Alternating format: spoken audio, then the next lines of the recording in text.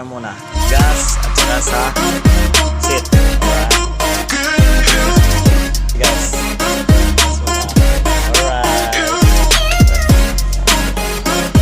Alright, durian. Gago! Mukha kang asong walang amo.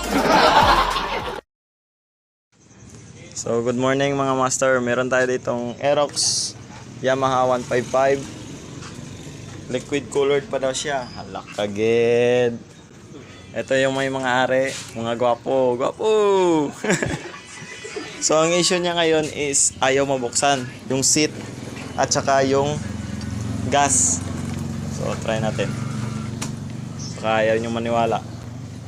Yun o. Stuck up. Kahit dalawa. Yun. Dalawang bolt lang tatanggalin nyo. Ito at saka dito. Tapos, wala. Parang pandesal. Ito yung para sa seat. Then, ito yung para sa fuel. So, unahin natin dito sa fuel. So, pag ganito, tutulak mo siya pa left o pa kaliwa. Tulak mo lang.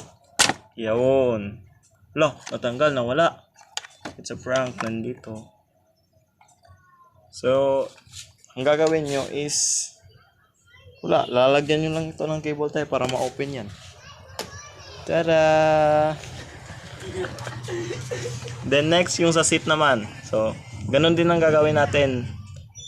Tutulak nyo lang sa pakaliwa para matanggal. Then, open sesame. Yun na. Ito po ang kanilang compartment. Isang buwan na walang open with durian. So yan lang po mga master. Thank you.